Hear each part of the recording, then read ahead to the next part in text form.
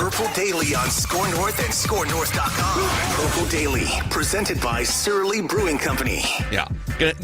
Gonna need a couple extra Surlies to cope with what's happening. And I say happening, not happened, because this is a rare early start time on Ventline. You cracking your first one there? I'm cracking my take 5 from Surly right here. I need to take 5 and then some, I think, after still watching five days. Unfortunately, the Vikings don't get to take 5 days. No, they don't. They play in 4 days. This is the most fan-friendly, interactive show in all of Minnesota sports, and this might be the biggest therapy session in recent Vikings history here, following what is likely to be, well, they're going to lose. It's just a matter of what the margins are going to be. But one of the biggest reality checks you could ever imagine. We're going to get Judd in here. He's actually in the stadium right now in the press box. It's still bustling. So Judd will come on here at some point and give his thoughts from the scene of the crime. But the show is presented by our friends at Surly, as Declan mentioned, and by TCL, one of the world's best-selling consumer electronics brands. They have a new lineup of award-winning TVs delivering the most entertainment with stunning resolution, all at an affordable cost. Enjoy more of the things you love with TCL. I'm Phil Mackey, by the way. That's Declan, our executive producer. Like I said, we'll get Judd on the show. If you'd like to get on the show yourself, you can send a request to vikingsventline@gmail.com. vikingsventline@gmail.com. We'll try to get to as many people as possible within, 90 minutes or 2 hours, however long we're going to be providing therapy for people. Just keep it clean. That's really our only rule. Don't swear. Don't do anything too derogatory. Please. Keep it clean so we don't get fired. So for the national audience, and I would be in that group because I don't currently live in Minnesota, CBS halfway through the third quarter basically came on. So JB came on back in the studio and basically said he didn't directly apologize for the Vikings' performance, but he said, hey, we know that most of you guys have the national game, Vikings and Cowboys. We're sorry about how non-competitive it's been. We'd like to get you a more competitive game. And I think the only other option was for them to go to Steelers-Bengals, which is a close game in the third quarter. Halfway through the third quarter, CBS bailed on its nationally televised featured game because it was such an ass kicking.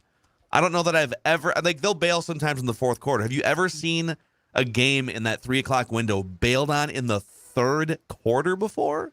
No, I haven't. And to be honest, this is where I have a really good friend who used to work at CBS Sports for a long time in this exact type of slot. And I would love to ask him, what is the decision making and not even like the panic level of, well, we have sent this game out to 99% of the country and we are bailing 55% into this game. It's done. It's gone. And by the way, it is Nick Mullins' time now in the Vikings game. For those, if you're still watching this at home, I'm seeing my Twitter feed that's exploding that indeed Nick Mullins is coming into the game. Okay, but CBS Sports didn't want to even give us the Nick Mullins time of the featured game. So, I mean, what are you going to do there?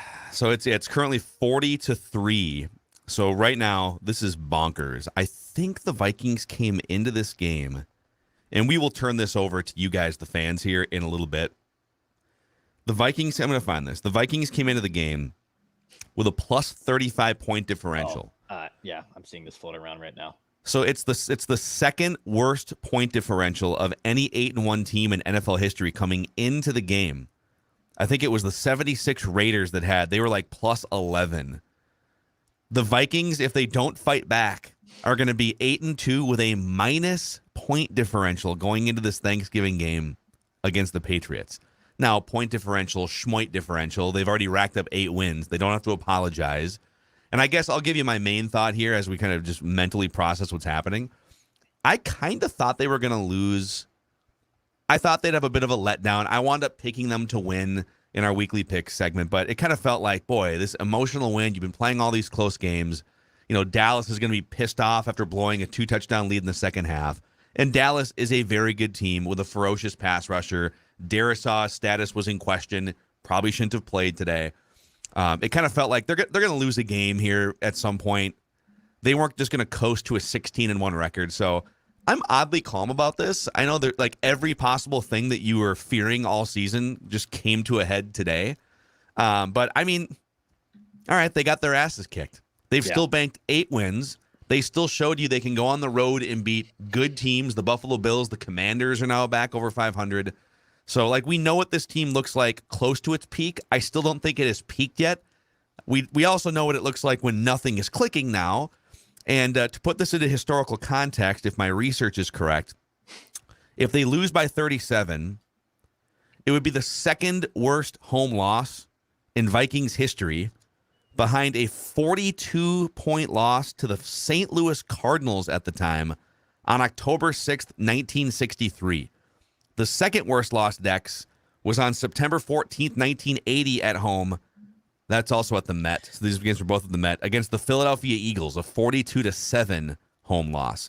So it is flirting with the worst home loss in Vikings history with time still on the clock. Well, it's the worst loss in our lifetimes. I mean, I was born in 92. I believe you were in the mid 80s, right? So this is officially the worst home loss that you and I have ever seen. And it's still, there's still a quarter or so to play out.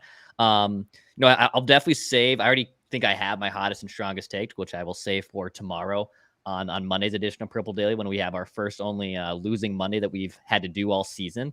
But this was just an ass kicking. Like it was an ass kicking from basically the start. Micah Parsons gets the strip sack on Kirk Cousins. We knew he was a hell of a playmaker, and we knew that Dak was coming back into this game, still kind of getting the offense figured out a little bit. But it's Tony Pollard who ends up just absolutely gashing. And look, the dude actually might be a star. Like it's a good two-headed monster with him and Ezekiel Elliott. They might be sitting on a legit star in Tony Pollard. He was awesome today. But like those were the two guys to me that were just making life absolutely hell. And then when Darrisaw went down, it was just kind of a crescendo or a dominoes effect of, all right, well, this is going to get out of hand quick. Just Cousins getting absolutely walloped from the Cowboys defensive line. The Andrew Booth got picked on all damn game. Tony Romo was highlighting them too. It was just a bloodbath. You got an ass kicking today. Yeah, like if you were to make a list before the game and say, all right, what are all the things, they're 8-1, but what are all the things that you're still a little bit worried about? And say, well, probably a hangover from an emotionally, taxing win over the Bills. Okay, well, check. I would say, we've been kind of talking about the slow, older linebackers that are both over the age of 30. Are those guys going to be able to cover Tony Pollard in space? Check. Offensive line with a very questionable Christian Darrisaw. How are they going to cover Micah Parsons moving all over the place? Is that going to be a problem? Yes. This one's a tough one, even for me, the world's biggest Kirk Cousins hater, if you will. Kirk Cousins in a nationally televised game. Yes, he was terrible, but I'm going to argue on behalf of him that he's not one of the 3 or 4 guys in the league that can just overcome a barrage of Micah Parsons. There's not many guys in the league that could walk into a game like that with no cover at all whatsoever and do something meaningful offensively. And so he didn't really have any chance from the get-go. Right off the bat, I mean, I thought he held onto the ball too long on that fumble that just kind of gave the Cowboys momentum right away. But ultimately, when you're dropping back and Micah Parsons is just in your face and then now you're trying to account for him, and then you spring leaks in other areas. Now all of a sudden, like Jaron Kearse is getting a sack and mocking the Skol chant in the third quarter. So even Kevin O'Connell, it felt like there was a lot of long developing pass plays in the first half. Really? How about some quick hitting stuff? I'm not one to sit here and savage play calling, but it just kind of felt like everything was off from 1 through 53 and coaches and energy and everything, and they're getting their asses kicked because of it. So yeah, I think the last thing to this, and I know because we already have a full room here of Vikings Event Line fans who are ready to voice their opinions on this, but it just seemed like they abandoned a lot of their simple game plans. They knew Cowboys were allowing a crap ton of rushing yards the last few weeks. They just kind of stopped giving the ball to Dalvin Cook. And, we saw this happen in the Packer game, right? When Aaron Rodgers goes to Christian Watson. If Watson catches that ball, that week 1 game probably looks a lot different. On this side, it's TJ Hawkinson dropping an easy gimme ball in the corner of the end zone that he has to bring down. And then all of a sudden, if you get that touchdown, does this game look a little different? Regardless, though, it just sounds, I'm with you that it kind of seemed like they abandoned a lot of the things that they knew they had to do to instead do these like 7-step drops and forcing balls to TJ Hawkinson. And he, in general, I think had a really rough game today. And yeah, it was back to my original point, just an ass kicking. Yep. So, all right, this is Vikings Vent Line. If you are hanging out with us here on the Purple Daily YouTube channel, thank you very much. We'll get Judd in from the stadium at some point. He's in a crowded press box right now. We told him, if you want to fire it up from a crowded press box and just, rant and rave and bitch in front of the other media members trying to do the jobs, we don't care. Why don't you go do it? Don't. But he'll join us at some point. If you could click the subscribe button and the like button on the YouTube channel, it helps spread the word about this daily Vikings community that you guys are all helping us build here. But let's start it off here. Who is first out of the gate on Vikings Vent Line? I don't think we heard from this guy this season yet. Hafid. Hey, guys. What's going on, dude? Hey, man. Vikings, I'll tell you guys why this was a good loss for us. Good teams need a good loss in order to change some things that they were getting away with all season long. And this is something for coaches. This game was all about coaching. Like Phil said, long developing passes down the field against an explosive pass rush with backup offensive line. That is not good coaching strategy at all. When you talk about strategies, that's a bad coaching strategy. And on defense, when you talk about the 29th ranked pass defense with backup cornerbacks and you're still playing 10 yards off the ball and you're still getting beat deep with double moves, they have to reevaluate what their strategies are in situations like this. This is all around bad coaching on offense and on defense. And for the Vikings to be a great team, we have to hold the coaches accountable as much as we do with the players. And you're down by 30 points and you're doing a play action call? Really? Are you? Thank you. Are Yes. you serious? That was amazing. I lost my mind from the screen. It was unbelievable. Who are you? You're down 30 points. Play action on who? Nobody bid it. They were like, let me take the sack. Easy.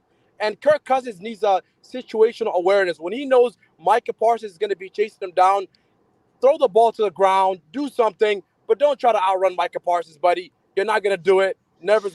Hasn't worked for the likes of Lamar Jackson and those kind of quarterbacks. Kirk Cousins, he needs better situational. Like we said, he's a great quarterback when things are good and perfect and we can run our scripted plays. But once we get off that script, Kirk Cousins needs to be handheld throughout the rest of the game. Don't put him in situations where we have to rely on him alone to win. That's not going to happen. I'll leave with this. Please, somebody ask the coaching staff why we're getting beat 10 yards off the line when we have our corners 10 yards deep and why we are running play action calls down 30. It's ridiculous to me. It was an amazing way to start Vent Line. Thank you so much. I tweeted about the play action. So they fall behind. They're down 30-3. All right, the first offense got to claw our way back here. Second half, got to get going. Need at least 4 touchdowns. First play out of the chute, a play action, and the Cowboys, rightfully so, did not bite. And by the time Kirk was like turning around after the fake handoff, he's being tackled to the ground. Just one of a million things in this game, but that was one of the rare times this season where I've been like, KOC, come on, guy. What are we doing here? Really? A play action down 30-3, and it was just kind of a microcosm of everything was off today from start to finish. Yeah, I thought the play calling was mostly just horrendous and humble pie as we get to Thanksgiving here. A little piece of humble pie that KLC gets to stew on for the next basically 72 hours when you get to welcome Bill Belichick and the New England Patriots at home on Thanksgiving night. Let's go next to MTH Viking. Hey, guys. How's it going? What's up, Good, dude? man. Gosh, so I wasn't able to pick up any Surly before I die. I am sipping on rum and cokes in this beautiful Vikings tumbler that I got at the Vikings locker room store. Shout out to them. I used to work for them. You might need a little more rum than Coke in that ratio. Yeah, it's becoming more rum and Coke right now. That last guy, how was this a good loss? I'm sorry, getting your ass handed to you on national television. How is this a good loss? Like, I could count them up. So I think the one small insignificant thing that I noticed, I don't know if anyone else noticed this. Second time this season, I think Kevin O'Connell has decided to receive the ball, winning the coin toss. And, like, that's good if you can get out and produce right away. But, like, I'm like, see, and it was just, God. I turned the game off at halftime. I put on Madden. My Vikings team on Madden's won 3 Super Bowls in a row. I'm just saying. Oh wow, dude. And it's 2016 on the PS3. I got Alex Smith as my quarterback, Adrian Peterson. I got Calvin Johnson. I'm freaking balling. Let's get the flag for the Madden Dynasty. I don't have a The flag for Madden him. Dynasty. Yes, he's got a flag. Got a flag. MTH has a flag. Judd will be happy. But yeah, A Madden Dynasty. Let's go. But yeah, no. Shout out to Judd. Yeah, no. I mean, and another reason I'm depressed. Tony Pollard. For the second time this season, I bench him. He burns me with a 30-plus fantasy point performance. I put Jamal Williams in. I mean, Williams got 3 touchdowns, so I'm okay with it. But I think Tony Pollard, was he at right now? Let me check. 37 fantasy points. That's a lot. That's a lot, man. Well, MTH, we're here for you. You know, you got your nice cozy glass of diesel there, and we're here for you with this therapy session. Thank you for coming on Vikings Vent Line, man. Let's just keep it rolling here next. Who's next? Let's go to, is it Stone Knox? Yes, sir. What's up, buddy? So, I got to say, as a one who followed Favre to the Vikings, who lives in Wisconsin, thanks, Vikings. I got to hear it all week from these Packer fans around here. So thank you for that. But I got to say, the loss doesn't really make me feel like the season's done, It's right not. now. I mean, yeah. It's a bad loss, but we're going to see, how good KOC is. Really, can he, does he use this, turn it around, not let this happen again? Also, when that fumble that started the game, which you knew was going to be one of those games when that happened, I was wondering if Kirk almost felt like, because Darisaw has been so good. When he started running, he was kind of running slow. Like he didn't expect somebody to be breaking off the edge like that. Do you think, maybe, I don't want to say too much trust in Darisaw, but that kind of. Yeah. Well, so it's funny you brought that up. So the first 2 seconds of that play, which, your job as an offensive lineman is to 2.5, 3 seconds of protection, and then it's kind of out of your hands at that point. And Darisaw did a great job right away on the early part of that play. He squared up Parsons, took on the initial sort of bull rush, and then Cousins rolled out to his right, and Parsons kept credit to Parsons. He's just a machine. He kept fighting, and he winds up getting around Darisaw. So I think when Cousins flushed to his right, I don't think he was flushing away from Parsons because Parsons hadn't broken free yet. I think he was just maybe he sensed boy, if I stand in here long enough, at some point he's going to find me. I think it was partially on Darisaw. Cousins did hold onto the ball too long, but then as the day played out, it's and I have been as critical of Kirk Cousins as anyone in this market. I don't know what he's not Patrick Mahomes. He's not Lamar Jackson. He doesn't have the mobility to keep plays alive when there's pressure, and so you need to provide some level of standard protection for him, and they didn't obviously also, today. With KOC last year with the Rams when they went. I don't know if you remember how they went through that stretch where I don't know if they sucked, but they definitely kind of sucked. They didn't look like a Super Bowl team for a bit. Mm-hmm. And now that KLC's here, and it's obvious that he was the mastermind behind that Super Bowl. I'm wondering, if there's almost a chance we do see a few games where there's going to be offensive woes, where that's just going to be a KLC thing where he kind of gets figured out mid-season and then gets it back on track later on. Could be. These are great questions. Thank you for coming on and partaking in this therapy session.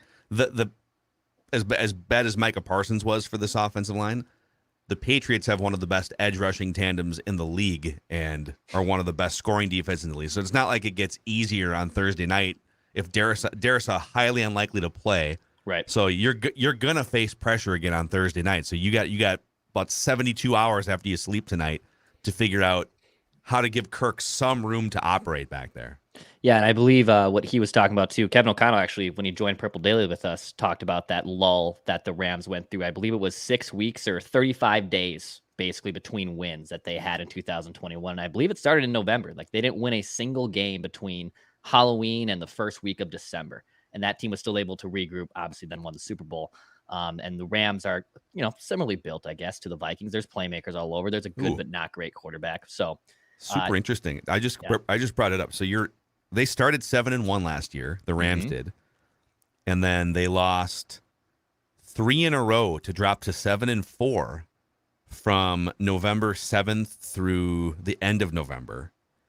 So it wound up being their last. They won on Halloween, and then they won again, like you said, 35 days later on December 5th. But they endured 2 pretty bad home losses. Well, no, it was 1 bad home loss by 2 touchdowns to the Titans, and then they got spanked on the road at San Francisco. Then they lost at Green Bay, and then once December came around, they won 5 straight games again. But they kind of the same thing. 8-1 start for the Vikings, a loss, another tough game coming up. The Rams started 7-1, lost 3 in a row. There's a lot of season left. Yeah. So I'm not freaking out yet, I guess. No. Not at all. Keep it rolling here on Vikings Vent Line. Hit that subscribe button for daily Minnesota Vikings entertainment. It's 2-minute warning from what it looks like there in the Vikings game. So we've started Vent Line a little early here as Nick Mullins tries to get us through the home stretch at US Bank Stadium. But right here on the Purple Daily YouTube channel, we'll go next to Christian. Christian, what's up, man? Welcome to Vent Line. Hey, boys. Can you hear me? Yep. We got you, Christian. Yeah. Okay. So I'm diehard from Toronto, and I'm watching the Grey Cup as we speak. So there you go. There's that. Oh, yeah. Let's go. Couple points. Firstly, Ed Donatel. My God, that guy gives me anxiety. The way he calls defense. No pressure, nothing. And it also proves how valuable Tomlinson is for the run D. Like, that guy's a beast from what we saw today. That's my first point. Secondly, KOC. I was praying that we would kick the ball off to start the game. Just had this weird feeling, the play calling, play action pass in the third quarter. I saw that. I went for a walk after that. Turned off the game, had to walk around the block a couple times thinking, what's going on? Yeah. Anyway, frustrating game. We're 8-2 now. We'll take it. I never thought we would be close to 8-2 to start of the season. So I'm happy. Move on to Thursday, and Mac Jones is terrible. So hopefully we don't get embarrassed. Have a good one, boys. Thank you. I need to see what's the early over under for that Vikings Patriots game. I don't know. Is it not set because I don't know? I usually set them pretty early, right? Yeah, let's see. And they only scored. Well, they didn't score a touchdown technically because they had a punt return touchdown to win the game and a field goal. So that offense didn't score a single point today. So it'll be week 12. Right now, the early line is Vikings 2.5. Yep. 3 and points. The over/under is 43. So I actually thought it might be more like 40 or 41, but it's 43. So I'm just trying to figure out. The Vikings have one of the worst yardage defenses in the league, so the Patriots will probably find a way to move the ball. But sure, boy, I might be tempted to hammer the under on 43 for that Thursday night Thanksgiving game. We'll see. I agree. All right, we'll keep it going. Let's go to Keith next on Vikings Event Line. Keith, you there? Yeah. Where you at, Keith? Hold on. It's my tablet. We got Keith's. We're in the palm of Keith's hand right now on Vikings Event Line. He's got us all in the palm of his hand. Yeah, I don't know if you can see me. I'm sorry. Almost. We can see your gorgeous ceiling fan up there. There you go. There we go. We got Keith. I'm big fans of you guys. I watch you guys every day. Thank you, dude. You guys think just like me. Like, it's frustrating because I work all day. And, I was looking forward to this game. And it's hard because you work with coworkers that are, the opposite fans. And it's just I want us to win so bad. And this is my issue. I know that we got outcoached. But I believe in KOC. I believe in him. I like his, attitude. But, I want that dog. I know that Kirk Cousins, he's not bad. But I'm not a fan of him. And I'm not trying to point blame that he is the problem for us, but we need a mobile quarterback. We need a dog. I know we're going to have injuries, but when it comes to the playoffs and the Super Bowl, we're going to play teams that we have to be good to beat, and we're going to see these type of pressures. What's going to happen? I want us to win a Super Bowl. We have good teams, and it's I'm a diehard, but it kills me. And I'm not trying to blame this on Kirk, but it's this is concerning because we're going to play against come to Thanksgiving. I work all the time. I'm going to take off Thanksgiving. I'm not working. And I don't even want to watch this because like you said, we're going to play against two DNs. And it's just like, Justin Jefferson is a beast, but I really wish we got Odell. We need another playmaker. We need this. So, I would love to know what your thoughts is right now. Do you consider us, I know we have more season, but I only want the discussion to be Super Bowl or bust moving forward. We haven't won a Super Bowl. Yeah, well, and that's, and thank you. These are great questions. Appreciate you coming on. Appreciate the kind words. Yeah, I think, so the macro mission statement for this show is we want the Vikings to win a Super Bowl before we die. Ventline, Purple Daily, etc. I also think there are micro missions and goals, and I don't know that, and today was more evidence. I don't know that this is a tier 1 team in the NFL, and there's still plenty of season. I don't think they've hit their upside yet. So I think there's room for two things to be true. Number one, today was not Kirk Cousins' fault per se. He had no chance. The offensive line was as bad as they've been in maybe 2 or 3 years, and it's a low bar for this offensive line. But it's also fair to say, as you go further in the game here and you get into January and, God willing, early February, it's not like you're just going to face teams that don't have a pass rush. Right. Guess what? You're going to face dudes like Micah Parsons. You're going to face defenses like Buffalo. What New England, I don't think New England's going deep in the playoffs, but because their offense is anemic, but that's an amazing defense. You're going to face the San Francisco. So is Kirk long-term able to overcome some high level of pressure in a game? And, to this point, We've seen enough evidence over the years. The answer is largely no. I think he's done an amazing job when given protection in making throws on a dime, bringing the Vikings back in the fourth quarter. But, this story will tell itself in the next 2 months. Is he able to dig the Vikings out of some ditches? Today's ditch was too deep, and the ditch was not necessarily his fault today. But there will be ditches where you have to just sort of pull your team out of the ditch in a tough game on the road against. He did it against Buffalo. Made some great throws to Justin Jefferson. So today was not his fault. On the macro, is he good enough to eventually take the Vikings to an actual Super Bowl and win the Super Bowl? To this point in his career, I would say no. He's shown some really interesting signs as this fourth quarter comeback guy the last couple of years. So we'll see how it continues to play out. Yeah, well, our guy Judd Zulgad, I believe, is standing by from US Bank Stadium. So let's get our sports stat in. He had to sit there. He was not able to join us early. He is not able to drink some Surly's right now, but he is here. There he is. Sports stat. One with the universe. Nothing is wrong. Nothing is going wrong here. Everything is fine. Oh, hi guys. What's up? I was meditating. Let's warm you up here. What kind of beverage should people potentially turn toward in their refrigerator or their liquor store tonight? That's the one thing. Consistently, good or bad, you turn towards what I'm going to turn towards the second I get home tonight, and that's going to be a Surly Brewing product. Will it be the Furious? I don't see it before I die in my future tonight, particularly. I'm going to have to move on. Probably more like the Furious. Yeah, it's going to be the Furious, and I'm going to enjoy quite a few of them because, man, I was really looking forward to that game, and Judd does not even begin to describe it. So, yes, a Surly Brewing product of your choice is the best choice. But a Furious really fits the mood of the Minnesota football weekend, if you get my drift, after the last 2 days, and especially today. I also want to shout out our good friends and supporters at Federated Mutual Insurance Company, too. They've been around for over 100 years. They've never taken a home loss like this. I can tell you that much. But you know what? When your company does take losses or there's risks to be managed, Federated is great as a guiding hand with all kinds of experience. Like I said, over 100 years of experience navigating the waters of business. Federatedinsurance.com, where it's our business to protect yours. So the game is over. The Vikings have been defeated 40-3. And by my research, Judd, on stathead.com, we'll get back to the event line callers here in just a second. This is the second worst home loss in the history of Vikings football. In terms of point differential. I believe the St. Louis Cardinals beating the Vikings 56-14 in October of 1963 is the only ass-kicking worse than this. Yes. In fact, our friend Kevin Seifert just tweeted a couple of things out regarding this.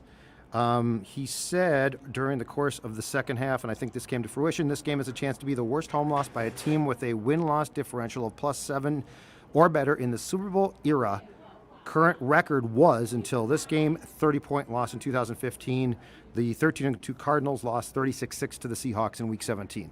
So this is the worst loss in the Super Bowl era for a team with a differential of +7 or better since we started to play Super Bowl. Ooh, boy. Yeah, that's not too good. I mean, where did you guys even start with this? Like, here's the thing. It's one thing to lose, okay? Like, we had talked about this for weeks. The Vikings are going to lose some games. Philadelphia was a pretty ugly loss, but you're going to lose some games. It's going to happen. But my God, the Cowboys came in here today, and if nothing else, and not everyone can copy this, but they set the blueprint for how to kick the Vikings' asses. And Declan, this is why the 49ers concern me, because the 49ers will kick your ass too. And they literally kicked their ass. I'm not talking about the score. I'm talking about the physical whooping that we saw up front for both lines. And now you could say, well, Dalvin Tomlinson's going to help. Okay. But is he going to help that much? Like, they were gashed in the run game continually. The offensive line had a terrible day. Why Kevin O'Connell allowed Kirk Cousins to keep playing in the third quarter, which it got worse. Like, that game got worse is beyond me. Get him out. I don't care about Micah Parsons was still in the game for Dallas halfway through the fourth quarter. And they play on Thanksgiving, too. What are these? Stupid. It's stupid. I'm not absolving anybody. But I'm saying that this is the blueprint if you have the right type of team. And I believe that the 49ers fall into this category of they got their asses whooped, literally. Yeah. Mm-hmm. Yeah. There are serious questions now that I have after seeing that need to be answered fairly quickly for me personally. Yeah, and real quick, I think where I'm at is this was definitely bad, very, very, very bad. And like every Vikings insecurity that you may have had still, even after an 8-1 start, kind of came to fruition and popped up in some way today. You know, offensive line, I don't know about the offensive line. You know, slow old linebackers. How are they going to be in coverage this season? It's always kind of been, and Tony Pollard exposed them today. Oh, God. A hangover after an emotionally taxing win. You know, all these boxes of like, I don't know, were checked today. So, but I'm also, you know, Declan brought up a great point early, and that because Kevin O'Connell, when he joined our show, Purple Daily, like 3 months ago, he brought up the 35-day stretch last year in November and early December where the Rams started 7-1. Then they lost by 2 touchdowns at home to the Titans. Mm-hmm. They lose 2 more games, so they go from 7-1 to 7-4. And they had a bye week in there too. So they wound up not winning a game for 35 days on the calendar. Yep. And they go from 7-1 to 7-4 and kind of were like on the edge of not being in the playoff picture. Yep. And then they rolled off 5 straight wins in December and got everything together. So, you know, it's not totally apples to apples, but it is worth noting that there is a lot of season left. Just because it's cold outside and we're in November, I mean, we just crossed the halfway point of the season. So both for good and bad reasons, there's a lot of season left. You can absorb a loss or 2 or 3. I don't think any reasonable fan thought they were going to go 16-1. This is just one game out of 17 games. But as you hold the mirror up to yourself, if you're the Vikings, there are some things that absolutely have to be fixed and better going forward. They can't keep walking the same tightrope. And they did today for a while and got their asses kicked for the first time. And what concerns me is not the loss, it's what happened and transpired, and the fact that the blueprint is now, if you can do what Dallas did, the Vikings are going to have to adjust. You know, there was concern, I think, about bringing too many men on defense down in the box because Booth is until Dantzler gets back, a liability. And so the Cowboys are like, okay, we will whoop you up front and run. So that was actually the opposite of what Belichick did here in 2006 on Halloween, which was to say, we can't run against you guys, so we'll pass against you guys. So it's not just the loss itself and the fact that there is time to rebound. It's how do you rebound, because this league is nothing but copycats. Now, every team can't do what Dallas did. I will say that. Because there's one Micah Parsons. Right. But the teams, but offensively, I'm more concerned about what they did to the defense. The Cowboys gave you offensively, if you have the running backs, the blueprint for it. Now you have to counter. And if you can't, you're in trouble. I'm more disturbed by what happened to the Vikings defense.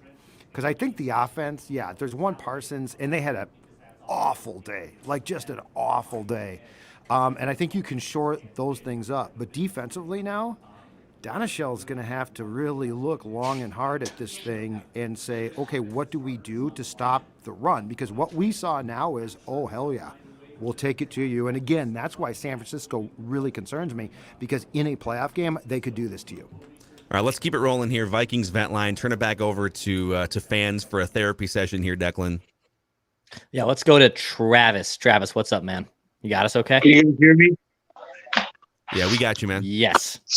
So my thought on this whole game is that, yeah, we didn't play very well, but I still have believed that this team could go far in the playoffs. It was an embarrassing loss, but I still feel like this team can still go far in the playoffs. That's my thought. Okay. So, and I think you're probably right. Thank you for coming on Vikings Vent Line. I think you're probably representing, obviously, the optimistic side of where fans feel, but I tend to feel more like he does in that, because I said this after the Buffalo win, and I have to stand by it now, that win over Buffalo didn't guarantee that you were going to beat Dallas or go 16-1. You're probably going to lose games, but it guaranteed that at your best, you can beat the best teams in the NFL on the road. But part of the playoff experience is, okay, you win a game like that against a Buffalo, or let's call it like Judd said. Let's say you beat San Francisco in a hard-fought game in the wild card round. You don't get a month to rest up after that game. Right, you got another game the next week, so you got to figure out how to come back and all right, emotionally, physically, everything, and go all in against the next team. And it felt like they were basically half in it today, mentally and physically. Yeah, I think it's very safe to say, because on the third play from scrimmage, Kirk fumbled. Now, it's a great play by Parsons, but he fumbled. I think it's safe to say that they essentially no-showed that game. Like, I'm not going to give them any, well, they tried hard or they did this. The best I can say is they looked like a team that didn't show up. And, Phil, you're exactly right. You can't go, the playoffs are a long stretch of really hard games. You can't be like, oh, we beat the Saints. It was a miracle. Oh, and now we just got our asses kicked. I mean, that's the You beat the Saints. Congrats. You're halfway through the playoffs now. And here's the thing with this team. O'Connell is new, and O'Connell, for the most part, I think, has done a magnificent job, and I think you guys agree with me. But the DNA of a lot of this team hasn't necessarily changed. Like, they didn't swap out huge parts, right? And so, like, today is sort of scary because, again, you know what? If you had lost 27-20, I'd be like, okay, you didn't play great, but you're going to lose games. But when you lose at home 40-3 in a huge game, and you basically don't show up, and we know why, and you play that poorly, like, that raises red flags. That raises red flags about a group that under Mike at times did the exact same thing. And I guess you got to fix it. My question is, can you? And more importantly, defensively, can you fix against the run game? Because if you can't in the playoffs, you will lose quickly. I'm just grateful that CBS, as part of the national broadcast window, myself outside the state of Minnesota, CBS took the ability to watch the rest of that game halfway through the third quarter and fourth quarter away from us. They said, we're sorry, this is a non-competitive football game, literally 6 minutes into the third quarter, and they went to Bengals Steelers. And so those of us, and it was blacked out. I wish they'd done the same to me. Yeah. Oh, they just put a curtain down over the press box window. We're sorry, no need to watch this anymore. Running time. At the very least, have the decency to say, you know what, just like in Pop Warner football, we are going to run the clock. Yeah. All right, let's keep it going here. Vikings Vent Line, the most fan-friendly, interactive, and therapeutical show in all of Minnesota sports. Hello, guys. Isaac. How's it going? What's up, Isaac? Wow, just what happened after that Bills game, man. What happened? 40-3, they got their ass kicked again. I mean, I know the team is not done yet. I understand that, what you guys were saying, but when you play like this, I mean, you got to show up on defense and on offense and just all of these schemes. I've seen enough of Ed Donatel. I mean, I in my opinion, I think he should be fired. I don't. Just well, what do? You just gotta learn from this, and we'll go far. Maybe. I still have faith in this team. You guys have a good day. Bye, Isaac. Thank you, man. Thank you, man. I think there's a couple directions. It could be. I don't think it's going to be. a death knell where you just start to spiral now, and you're going to make the playoffs. You're going to win the North, but it could be a death knell, but it also could be something that you can take and you play in 4 days. Like, I love that too, because it's going to be tough. But I love the fact that you now talk about a test, right? You go from a week ago today, the highest of highs, to today where you just get embarrassed nationally. And you know every national pundit is going to be saying, see, we told you so. Dallas was favored by 2. Hell, it should have been a touchdown. This team can make adjustments and mentally rebound. This could be a very interesting, if nothing else, right to the jaw. Because the question now is, and the show has talked about this 1,000 times, be tough. Go out, win Thursday. Yeah, it's going to be tough. Yeah, this sucked. But you got 2 choices. 1, we really weren't that good. The magic is over. Or 2, be resilient, be tough. And I mean, this is what makes pro sports fun. What are you going to do? Yeah, and Thursday doesn't get easier just because you're facing kind of an anemic offense. That defense is going to get maybe just as much pressure. I mean, ideally they aren't, but that's an amazing pressure defense and one of the best scoring defenses in the NFL. All right, Vikings vent line. Who's next? Let's go next to Austin. Austin, what's up, man? You're on Vikings vent line. Hey, what's up, fellas? I hope you can hear me all right. We got you, Austin. Yeah. All right, sweet. I got a few notes here I'd like to go through. You know, this was the trap game that we were all talking about the last few weeks. You know, I think we were thinking about Thanksgiving, and it's good that we rebound real quick. Like on your point. Forgive me if my voice shakes. Super nervous, guys. All right. Oh, dude. Oh, Very good, man. You know what? Let's have Judd wave the flag in the press box to make you not nervous anymore. Wave your arms. I'll wave my theoretical There you go. flag. There you go. I love it. There you go. Don't be nervous. Yeah, we're just All like right. 3 chowder heads who You're among friends. really don't know anything. So you're going to make the show smarter right now because you took notes. All right. Well, I was on off-season vent line with Declan there in June, and I made a metaphor about I was in a bad auto loan before in a basic standard edition vehicle, right? And I turned the metaphor around to be like Kirk is that standard model edition that's overpriced. I don't know if Declan, you remember that? You remember this, yeah.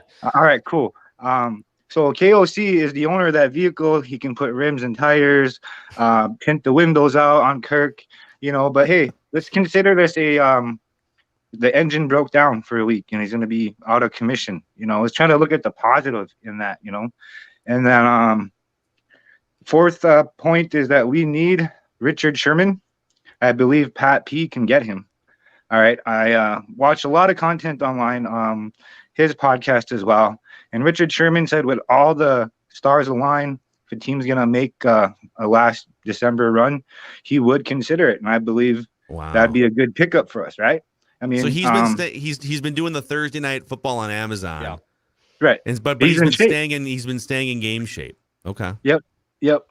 And then Mackie, I love the sarcasm on your tweet about the Hawks pass, about trading him or something like that. Like the immediate thought I have too, like the real Viking fan is, let's get rid of that guy. We just traded for him. Let's get rid of him, right? Send him back to the Lions. Send him back. Yeah, he did drop a wide open touchdown pass today. And not wide open, but like it was right. You gotta catch it. He's gotta catch it. Right. And then I got a couple more here, and I'll let you guys have at it. I don't know if there's any teams that lost this bad and won a Super Bowl in our era. This has a Bill Walsh feel type, finesse versus power. I believe we're a finesse team, and Dallas attacked us, and it showed. We got to find some grit, and I think Boone's take on, trenches with Boone would be a lot of good points there. Can't wait for that show, by the way. And see, the nervousness went away, guys. That's great, There you go. Boom. Awesome job, man. All right, Austin, and then great stuff, man. All right. Oh, yeah. No, make your last. No, make Okay. your last point. Go ahead. Go for it. Okay, the last point was that I have Jets tickets, right? December 4th. Should I sell them? That's the last point. No, I'd keep them. This is okay. This is another thing I'm gonna be if Judd is the sports dad, and thank you, Austin. You did a great job. Don't be nervous. Okay. People are gonna bail right now. And that's fine. Like, do whatever you want, be whatever kind of fan you want. But sometimes I think Minnesota sports fans and Vikings fans have like a skewed perception of like what is really a devastating loss and not. getting blown out in week 11 when you're 8-1, yeah, like there's some bad signs and some things that need to get better. Does this loss have any bearing on whether you're going to go deep in the playoffs or not? No, it really doesn't. Unless you then follow it up with 4 straight losses or something. This actually could be a great loss if the ass kicking leads to some major, look in the mirror time for some certain players and some certain aspects here. You want to say Kirk's so bad? What, Kirk? I don't. I said you want to say Kirk. No, so bad. I don't. I said this before you jumped on. So he was terrible, but he had no chance. If you go into a game and I think someone had the number, he was pressured like on 70% of his dropbacks or something. I mean, there's a few quarterbacks that can make that work and at least, put together some scoring drives. Maybe Lamar Jackson or, give me the 5 most mobile quarterbacks in the NFL, and they might be able to keep plays alive. But, the problem is you don't have someone that in the face of even reasonable pressure he's not great under pressure. And so there's going to be games against really good teams where you're going to give up pressure. Today was an extraordinary amount of pressure that almost no one can overcome. But I told Declan, Judd, I'm not like sitting here like mad at Kirk today. The offensive line gave him 0 chance. And there's been a lot of games in the last few years where fans think like the offensive line gave him 0 chance. In games where he actually had a clean pocket like 7 out of 10 times. Yep. Today was the opposite. He just had no chance getting off the team bus from the hotel. There were a handful of times where the ball has to come out. He was double clutching at times. And look, I mean, again, the closer that we get to playoff games, he's going to have that. It can happen once. It can't happen continually. But, yes, the line was bad. I fear that there's almost no chance now that Christian Darrisaw, who I think gave up his at least first 2 sacks of the season before he went back into concussion protocol, is not going to play. In fact, I would almost guarantee now, since he is back in concussion protocol and didn't return, that he won't play Thursday. Blake Brandel will. Ezra Cleveland went out late. I didn't like the fact that guys were still playing. I said that before. But, I mean, I don't disagree with you, Phil, but I feel like this game can define their season for sure. And if I was O'Connell, I would say that today, and I would say it can define our season in one of 2 ways. One, we can be, woe is us, got our ass kicked, it's embarrassing, and not rebound. Or the second thing is, and O'Connell will include himself, and he should, it can define us by saying we learned a lot. I mean, you gave up a 40-burger at home. That's really impressively bad. So it can define you, but it also can define you in a positive way if you can make the proper corrections off of this. And I think what I'm saying is reasonably, even with the hot start, you still get 4 or 5 losses. 4 or 5 losses. And you win 12 games, 13 games, you're going to be positioned to play some home playoff games and do some damage. Yep. This was their second, all right? So you get some losses. You get a couple ass kickings. The Buffalo Bills got beat by like 30 last year by someone, halfway through their schedule. We brought up the Rams game where they lost by 2 touchdowns at home to the Titans on like November 7th or something. And there's some other ugly games on their schedule from last year too. So you get a couple this was a historical ass kicking, the second worst home beatdown in franchise history. Right. But would you feel that much different if it was instead of 40-3, if it was 40-20? Like, they got, so I want to see how they respond to this before I say like, oh my God, like sell your Jets tickets, Oh yeah. I'm not done. I just find it, I do think that this will raise legitimate questions about how good this team is. And those questions can be answered by coming back strong on Thursday. Or if you don't, it's going to become a problem. Like the thing about this is they are going to win the division. It would take heaven and earth for them not to win this.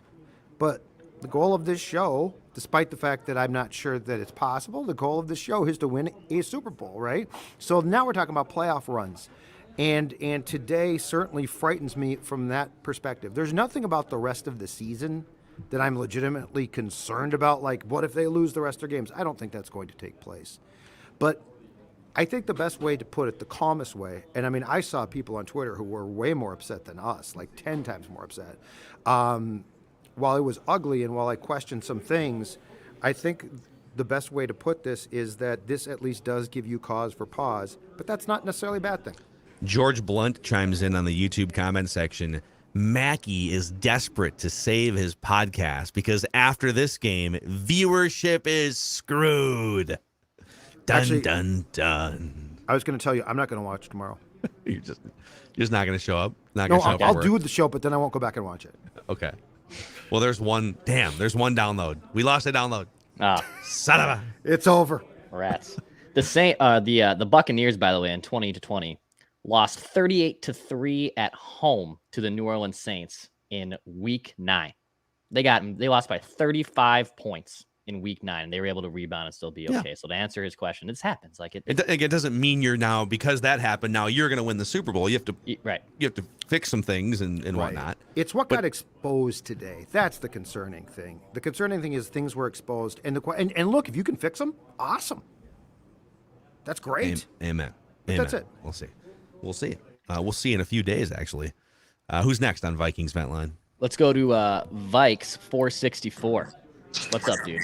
Hey, I just want to say, like you guys are saying, people kind of need to calm down. I'm a Husker fan, so I kind of get the disappointment. Sorry about that. Yeah. I will say we were up here for the game. Unfortunately, my brother-in-law is a Cowboys fan, so I have to deal with that for the next 6 hours home. But we did get to see a wild win last night. That was great. And the other thing I want to say, you guys can talk about whatever you want to talk about after this. There's no noon games in the playoffs. I still think, even with Kirk Cousins winning games, and that's always been the thing that I've hung on to, is he needs to win games for the amount of money he's paid. You know, stats weren't great this year. We get that. You guys said it. I've said it. I've heard it. But at the end of the day, this is another game that wasn't played at noon. And I get the line kind of sucked. I get the defense sucked. You know, not all of it fell on him. But, you know, he fumbled that first play, and it's like the team just wanted to follow suit. I really don't got much other than that. Then, you know, at least I got to see a wild win last night, my first hockey game. So that was great. Nice. Very nice. Hope you enjoyed Vikes it. 464. Thanks for chiming in on the Kirk front. So, if you ranked every quarterback based on, okay, what conditions do you need to put up a big performance and help lead your team to a victory? Kirk would need a further head start in that race, right? He's going to need, okay, so Kirk Cousins and Patrick Mahomes, Kirk Cousins and Josh Allen, Joe Burrow are going to run a race, so to speak. Not an actual foot race, but like, what do you need to help your team to a victory today? And Kirk needs more offensive line help. He doesn't have the ability to use his legs to keep plays alive like other quarterbacks do. And so you can judge him off before the race even starts. You can judge him based off, hey, as we handicap this thing, Kirk needs a little more of a head start. And we have judged him for years based on that. But if you give him what he needs at a base level, he's been pretty damn good in super key high leverage spots this year and parts of last year. And what I'm saying about today is the Vikings didn't meet the threshold that everyone agreed upon. Hey, we all know Kirk needs a head start, so he needs this, this, and this before the game starts. Protection, he needs open receivers, whatever, right? If you don't give him that before the game, you kind of know what you're walking into. So, like this, you could call it a referendum on Kirk. I'm more hard on Kirk when he actually gets the protection and gets the things, or there's a reasonable amount of pressure. Today was an unreasonable amount, and he can't overcome a reasonable amount of pressure. You know, so that's why I'm not hammering him today as much. And yeah, and if I mean the line had an awful day. We've seen this line. It actually had played pretty well of late, but we have seen this line be terrible. Today might be the worst I've seen overall. It was awful. But I'm telling you right now, what concerns me more about this game is not Kirk and the offense, which I would like to see score more points. It's the defense. The defense, they got exposed in a big way today. Like, they got exposed in a big way, and I know Dalvin Tomlinson coming back would help. But I don't think that fixes everything. And when you get gashed like they got gashed in the run game continually, too, because that's the thing that Dallas did that's impressive is they came in and started punching, and they didn't stop. They just kept punching and punching and punching. So I'm actually probably more concerned about the ability to fix the defense and what we saw. Because let's call a spade, you guys. Defensive line-wise, Harrison Phillips is a good player. But the middle of that line has some real question marks. Well, I mean, it's why we talked about injuries have caught up to the Vikings too. I mean, no one was saying that this defense was extremely deep going into the season, and now they're down Dantzler, they're down a Caleb Evans, they're down Dalvin Tomlinson. Like injuries are starting to catch up. Kevin O'Connell, by the way, said we had a good week of preparation. It didn't translate. We were sloppy. We have to look inward. He said I didn't coach well enough tonight. Yeah, he's right. He also said Christian Darrisaw will not be playing on Thursday. They're going to be extra cautious with the concussions. Yeah, he made You go back to back with concussions with this league in 2022, you have no choice. Yep. So my guess is he probably misses at least a couple games. I don't know why, especially after the Tua thing, why you would look to rush him back. So he certainly won't play on Tuesday, it sounds like, and then we'll see after that. And when's Tomlinson back? That's my question. Are they, because if he misses Thursday, that's 4 games. And they clearly didn't think it would be 4 games, or he would have gone on IR after being hurt. So yeah, apparently he was doing some pretty aggressive pregame workout stuff on the field today. So hopefully he's back against the Patriots. Yeah. Okay. All right. The Vikings officially have now the 7th point differential in the NFC. So there you have it. All right, who's next on Vikings Vent Line? All right, let's go to Dylan next. Dylan, what's up, buddy? Hey guys, you got me? We got you. Yeah. Yeah, look, I didn't think there would be this much optimism following a 37-point loss. But I'm going to add to that. I reckon I've been angrier after wins than I was after this loss. It feels like the perfect storm to me. Injuries coming up everywhere. We've won so many close games, so many games we maybe shouldn't have won, we have. And I feel like this was just the perfect storm. 40-3, you wish it wasn't as much, but yeah, I'm not too concerned about this one. I honestly do think we can still win the Super Bowl, but yeah, it's a rough loss, but I think we just move on with this one pretty quick. Yeah. Dylan, thank you for coming in. Got no choice. Some level-headed. We had a couple rants early, people that were pissed. I feel like we've had some level-headed. Who's next on Vikings Vent Line? Let's go to Chris from Indiana. Chris, what's up, man? Hey, how's it going? Can you guys hear me? We got you, Chris. Gotcha. Yeah. So I got the full Minnesota sports experience this weekend. Came in from Indiana to visit some friends that live in Cottage Grove with my girlfriend, which we're all at dinner now. So we just came from the stadium, left a little early because that game was completely inept. But we came in Thursday, went to the Wild game, equally inept game. So got the full experience of Minnesota sports pain. The worst part is I thought I had a really good underdog parlay going. And then the game was so bad that they pulled Hawkinson and Dalvin. So I'm like 6 yards shy on Cook and 10 yards shy on Hawk. So like even the silver lining didn't come through. But I will say this, Minnesota's Minneapolis, St. Paul, we've been all over the place. My friends have been doing a good job taking me around, going to different place. Went to Surly yesterday. Great city, had a really great weekend despite the sports pain that goes along with it. But I'm used to that by now. So.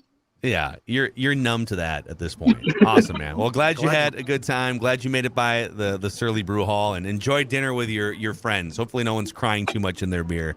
Nah, we're all used to it, so.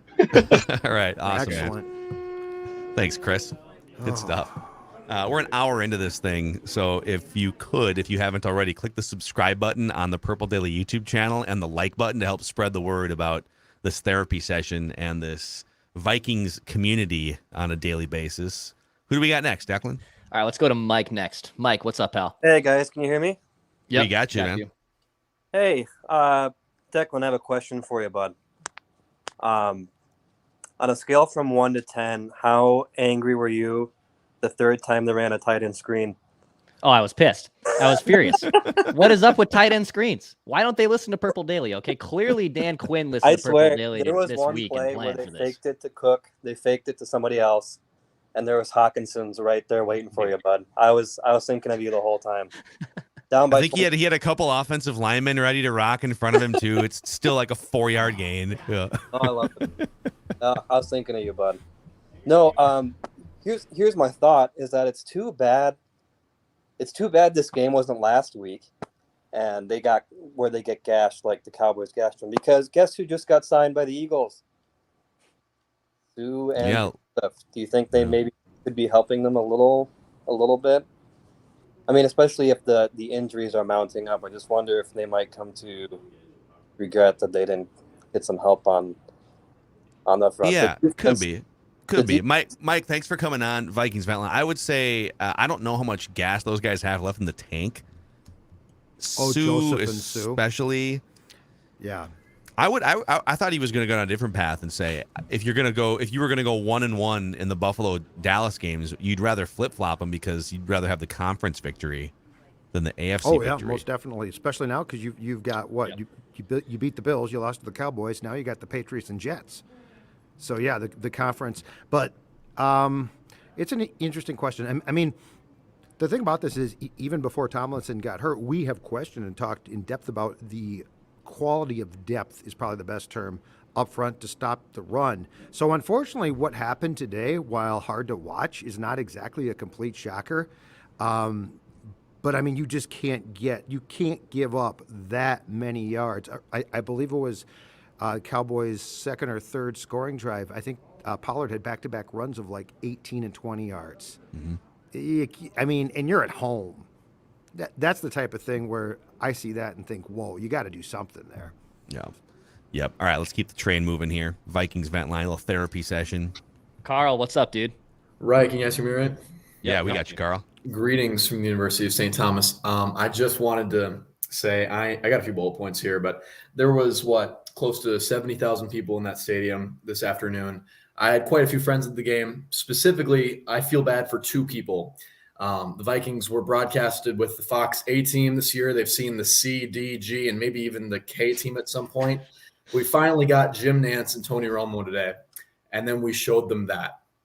And we've made mention to it several times. CBS, you from Washington, said that they actually switched it to the Bengals game. Probably the right decision, if we're being honest. But I just feel so horrible for them that they had to sit through that. To be honest with you, only two things were able to save me from the Vikings game today sitting here from my couch.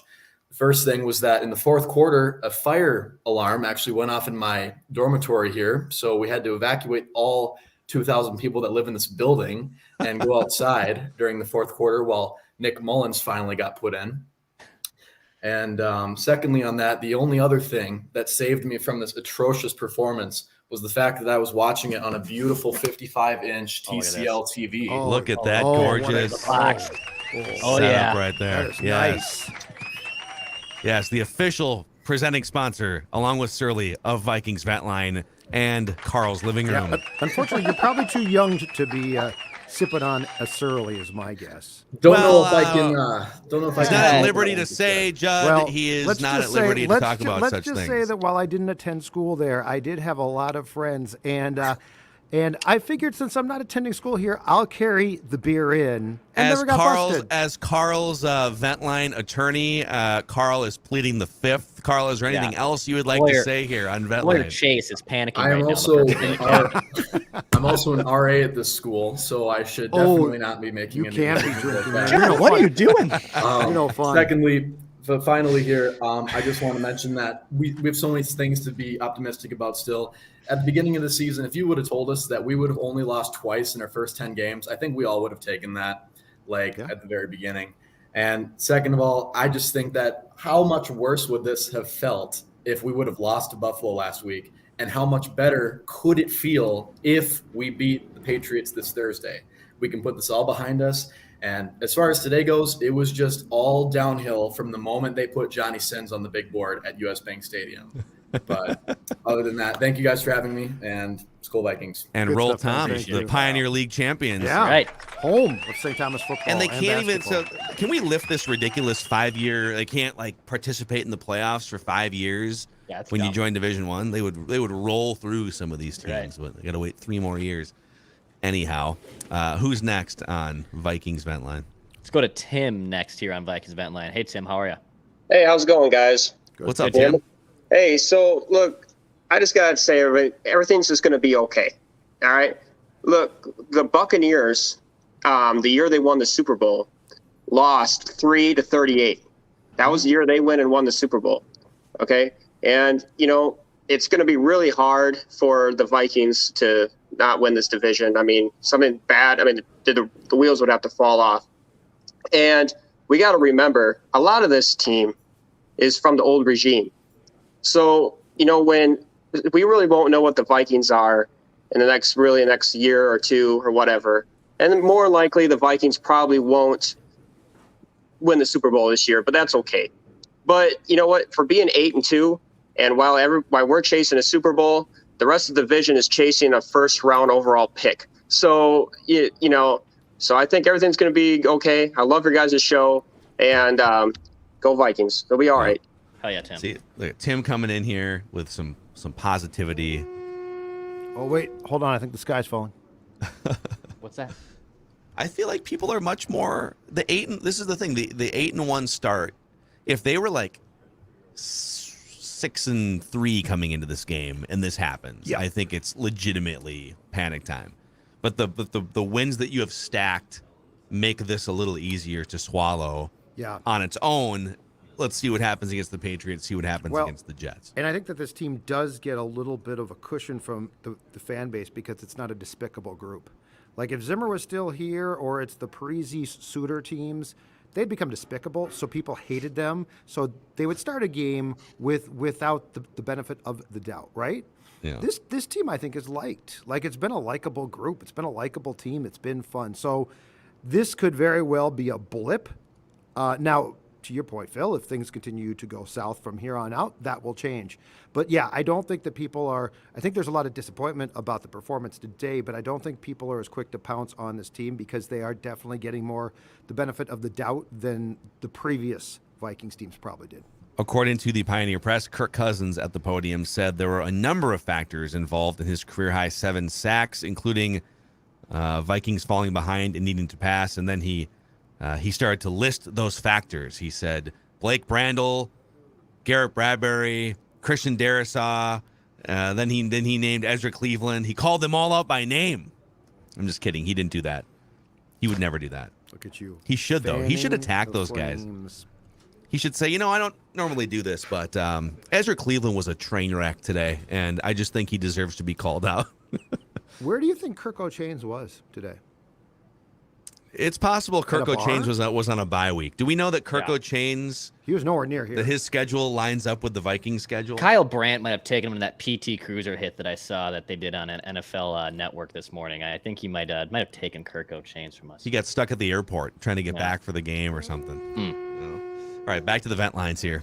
Let's go to Jay next. Jay, what's up, dude? Hey, Jay. Hey, guys, what's going on? Can you guys hear me okay? Yeah. Yeah, so guys, I'm from Baltimore. I've been traveling to Vikings games all year. I went to the Washington game. I went to the Miami game, Buffalo game. But today, I mean, I think this is all on coaching. I watched the game, and I don't understand what it is with O'Connell with the lack of running the ball. I mean, even after we were down, I still would have committed to the run. The Cowboys are one of the worst teams in the league against the run, and we said let's drop back against one of the best pass rushing teams in the league every single down. With two of our starting offensive linemen out. So we didn't have any double back formations. We didn't run any quick slants. It was just poor execution across the board. We shouldn't have been running long routes with our wide receivers in this game. And although the defensive side of the ball didn't execute, I really see this being on O'Connell with the play calling. He was not prepared to coach this game. And I've seen that, in other games as well. We just got lucky and won. But he has to execute better, and I don't want to hear him say it in the press after. Like, I want him to be prepared as a head coach to coach these games. That's a good point. Do you think I sense that because things went sideways so quickly, that the game flow got away from him because he couldn't control it, and so because you're right, like they were passing too much. But I think he was, and look, he's a young coach. And again, we've talked about this a ton. He is a first-time play caller. So yes, I think when we talk about what will the Vikings learn from this game, I'm not talking about players entirely. I'm talking about coaching too. This game seemed to, I think the fairest way to put it and how you get a 40 spot put on you is, my observation at its simplest is, this game seemed to get away from everyone employed by the team very quickly, and they didn't really have an answer for how to stop the bleeding And the second half was just a complete debacle.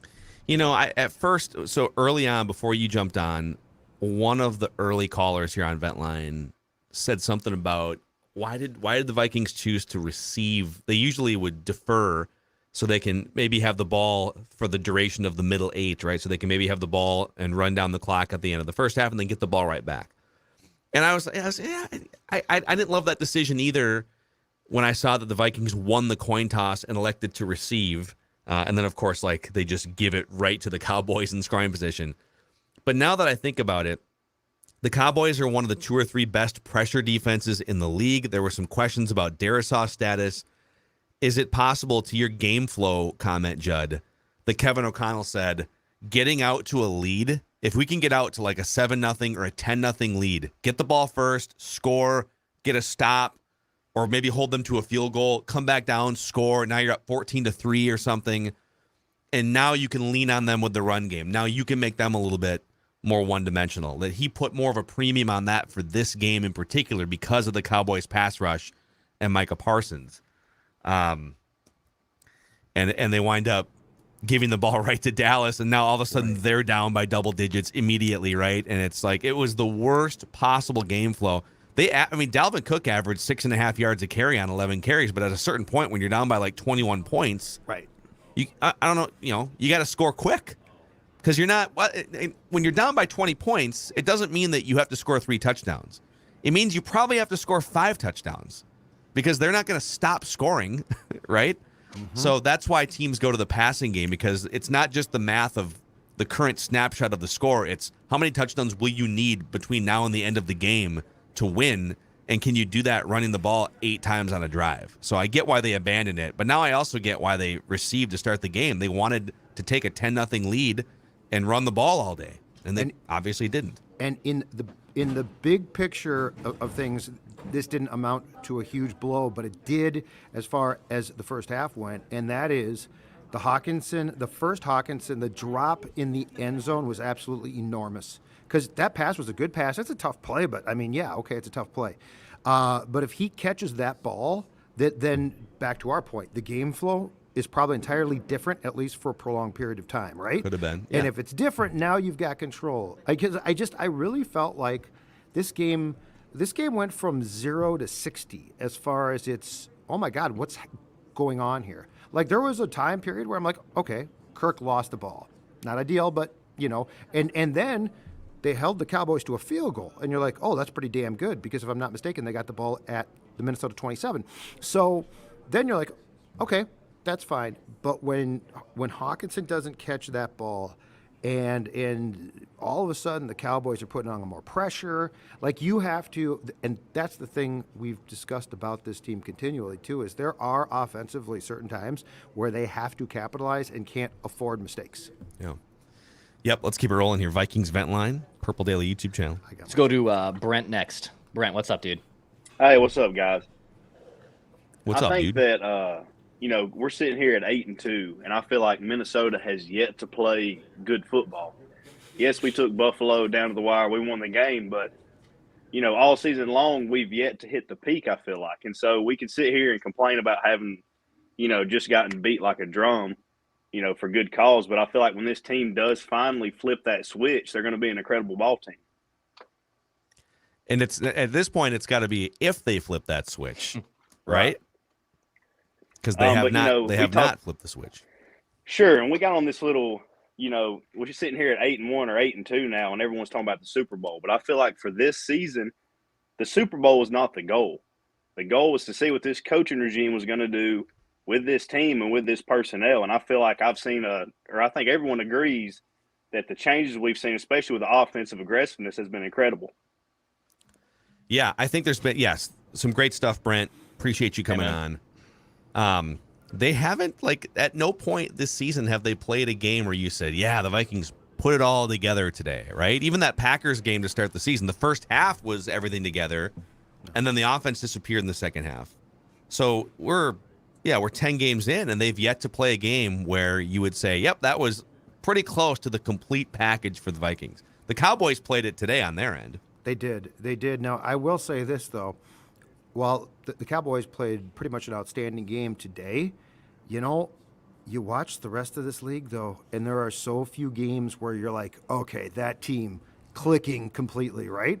So I don't know how many perfect games there truly are. I mean, Dallas gets credit; they were great, but like when we talk about the perfect game, right? It's why I said it's stuff like this. Hawkinson, if he catches that ball, it changes the game early, and now you might not get to where you're hemorrhaging yards. I don't know, but this league is so weird, and what makes it sort of fun is the fact that you do have so many games where the flaws are enormous, and I think it's more now a sport of who can overcome their own flaws.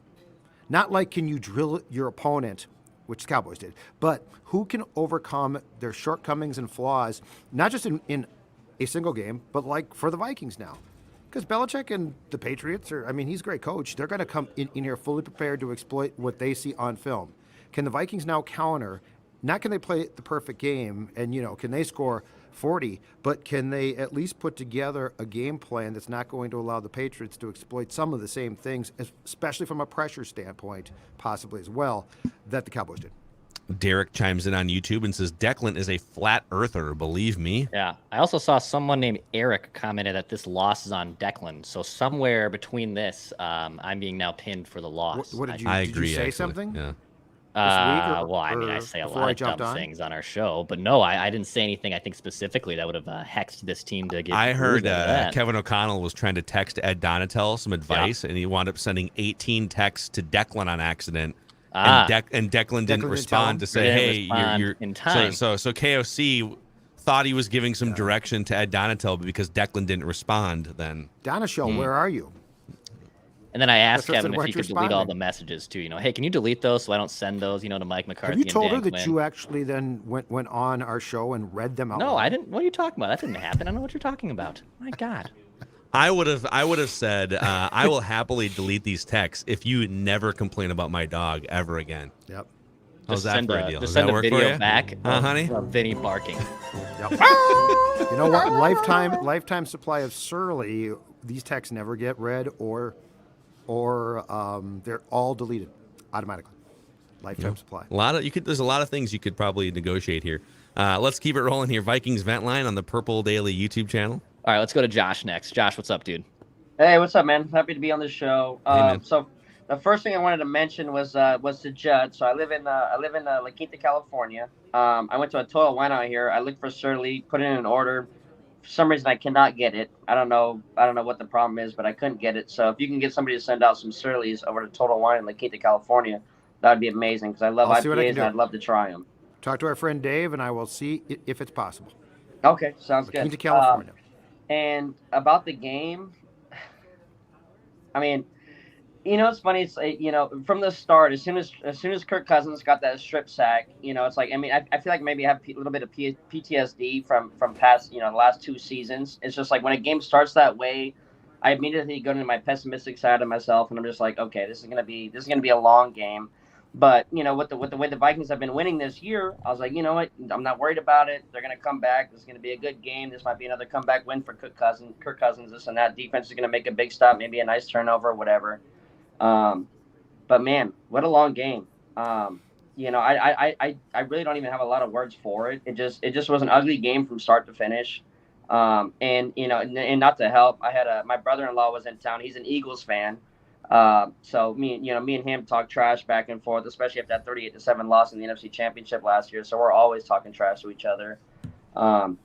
And I even at halftime, I really thought that the Vikings were going to turn it around and maybe we're going to have at least a chance to win this and that. And it was just a bad game, man. And Judd, like you said earlier, with the camaraderie that this team has, everybody's getting along really well. Like I feel really confident with this team. And honestly, even with this loss, I'm really not worried about it. Again, if this was last year and we had this big of a loss, I would have been very worried about it. But with the way that this team is, it's a bad loss. It is. It's an ugly loss. It's a very ugly loss. We didn't play well on offense or defense, special teams. Everything was bad. Ryan Wright had a bad punt. Honestly, from top to bottom, it was just a bad game. But I'm not too worried about it. I'm very confident with this team. It's a bad loss again, like I said, but I really feel when we get into the playoffs, I think this team's really going to lock it down. And I think that they're going to make a deep playoff run. Are they going to win the Super Bowl? That I don't know, but I mean, why not? I mean, they definitely can. And like I said, I mean, they've won. They were what before this game tonight? They were what? Was it 7-0 in games that were by one possession? Mhm. 7-0. So they're still undefeated in close games. See? Right. Right. Yeah. Exactly. Hell yeah, And Judd, so- get the and flag. again- Let's go. and I Still undefeated in close games. Hey, and again, it's just because I mean, and everybody wanted to give us crap for winning games by one possession, but when it comes to the playoffs, that's how games are won. You don't win games in the playoffs by 10 plus points, 14 plus points. You win games by game-winning field goals or turnovers that they consider lucky. But I mean, they're not. It's not. It's it's just that's how playoffs are won. I mean, you look at the 49ers. I mean, they didn't get lucky in the playoffs. They have teams that can come down, and when their defense needs to get a turnover, they get a turnover. When their offense needs to score, they score. And I feel like that's how the Vikings are this year. And again, like I said, this loss today was very ugly, and I despise the Cowboys. I do not like the Cowboys. I hate losing to the Cowboys. I mean, and I actually felt very confident going into this game. And I don't want to take up too much time because I'm sure you guys have a lot more people. But we lost to the Cowboys last year to Cooper Rush. The year before that, we lost to Andy Dalton. And I don't know if we ever beat Dak, but I mean, I was confident playing Dak just because I was like, we lost all the backups. If we're playing Dak, I think we're going to be okay. Unfortunately, that was not the case. Clearly, we lost by 37 points. I mean, ridiculous. I mean, Yeah, and we do have to get to some others. Josh, thank you for coming on. I feel like Dak's job was pretty easy today. Hand the ball off 40 times and throw short passes to Tony Pollard. Tony real Pollard, by routes. the way, what a day! And Yeah, that good that deep pass to him where Hicks ended up on Pollard.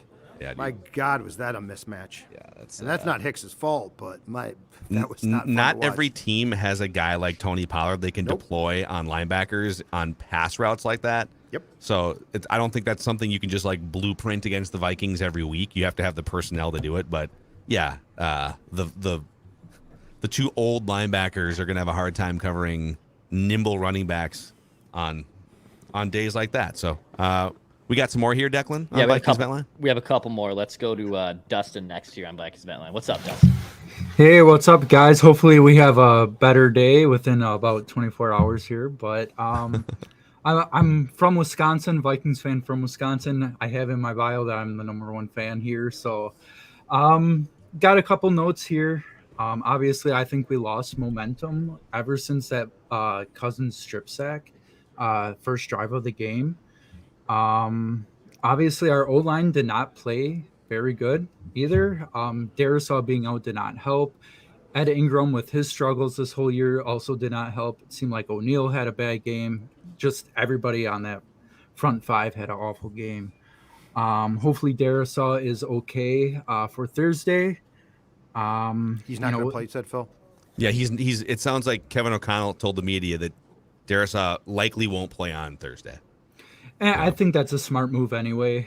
2 concussions within a week. It's not a good look. Vikings being strapped on cap too. I don't see why we couldn't have signed Linval for a cheap, prove it deal either. Obviously Eagles got both Sue and Linval. Could have helped our run game a little bit. Not that it mattered 40-3, but I think it'll be tough to get the 1 seed now from the Eagles. I think we're 2 or 3 games back now. I don't see them losing another game. So, yeah, I think that's really all I have for today. So awesome, man. Thank you Dustin, guys for having keep me your on. head up. Appreciate you coming on. Nice hat. I like the hat. Mm-hmm. We can keep it rolling here on Vikings Vent Line. Yeah, let's get to Brandon here to wrap us up, I believe. What's up, Brandon? How are you? What's up, fellas? How are y'all? Hey, Brandon. I'm a Texas Viking fan, so all my Cowboy fans are letting me have it right now. Oh, stay strong. Yeah. I just have a quick vent. At what point does Chris Reed not come in? At what point? I mean, he's been deactivated. He was deactivated again. Has he been active at all? Do we know that he really? No, he has not been. I don't know. It's just like at what point?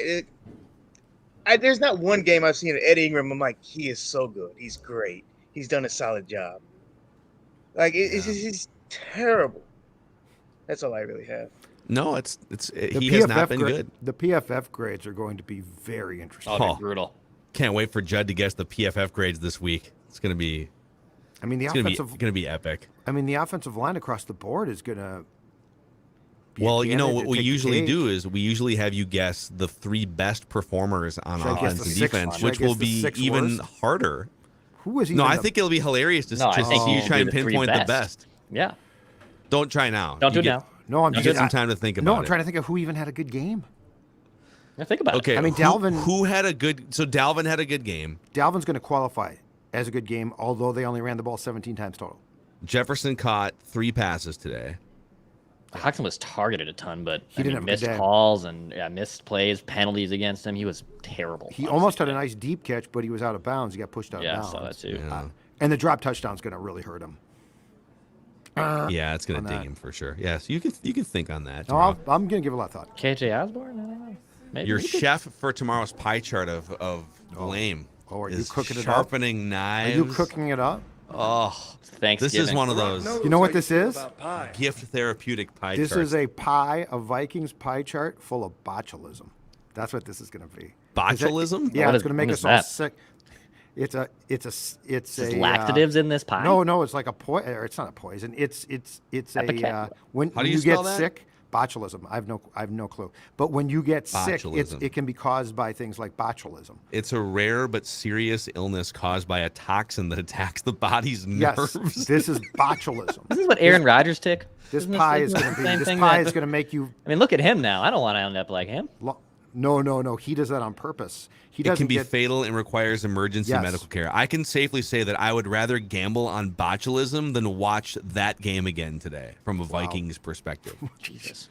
And You at lost Bill. first I was like, I texted you guys when CBS cut the feed because I'll go back over to my NFL Game Pass or whatever it's called, and that game's if they have a game airing in a market because the Seahawks have a bye, and it's the national game of the week, they black it out on the NFL's Game Pass or whatever it's called. Oh. And I was like temporarily for about 30 seconds, I was like, oh my, there's like another 45 minutes left in this game. What am I gonna do? Oh, it doesn't matter. You're so fortunate. This is actually a blessing. I don't have to watch this. And so I sat there fairly mesmerized by the other 2 football games that were happening. So the Bengals and Steelers was a great contest for those of you who were gifted that game by CBS today. The shame of this whole thing, though, is I was driving down here today, really looking forward to this game. So Yeah, were the we all were. Cowboys, apparently. I was really looking forward to this game, and that's what I got. Well, the good news is you get to play another game in just a few days here. That could also be the bad news because it's Bill Belichick on a short week versus rookie coach Kevin O'Connell on a short week. Probably advantage Patriots, but it's another home game. Vikings offense probably won't look that bad again, so we'll see. But you know We'll the best thing? Thanksgiving night, vent line. Oh, I love it. I can't wait. People we just don't take breaks. passed out on Because their we don't couches. take breaks. You know what? It's a holiday for you, not for us. We come to play. Correct. We will give you Vikings vent line on Thanksgiving. It'll be either therapeutic or it'll be a celebration of the Vikings getting back on track. Also, for those of you who are hanging out with us here as we wind down vent line, I want to mention this one more time. We've been raising money throughout the last week for the Patrick Schoonover Heart Foundation. So we've raised over $3,000 so far. Our goal was to just raise $1,000. So thank you all. If you've donated $5 or $50, we appreciate it. But 8 years ago this last week, Patrick Schoonover, a high school hockey player in Minnesota, suffered just an unspeakable tragedy. His family, he passed away on the ice from a rare heart defect. And so the Schoonover family now in the last 8 years has attempted to raise money successfully to help identify heart defects in kids 14 to 24. And so if you go to givemn.org/SKOR for Patrick, that's SKOR for Patrick, givemn.org/SKOR for Patrick. If you got $10, $50, $100, we're raising money for this great cause, and we would appreciate it if you felt strongly about the cause as well, if you could give a little bit during this time of giving. So anyhow, Judd, you got to pack things up from the press box. Declan's going to be posting this bad boy for anyone that wants to masochistically listen on demand to us counting down the last few minutes of the fourth quarter. Any final words from you guys before we do a full autopsy on tomorrow's Purple Daily? No, I got nothing else. I spilled it all. Couple vent lines, a couple hottest takes. We got all that in the next 5 days, dude. On top of what is one of my favorite holidays in Thanksgiving. I do. So let's get after it. Let's good Thanksgiving. Get it. All right, this therapy session is temporarily closed. We'll come back with some more reaction tomorrow on Purple Daily and Maggie and Judd.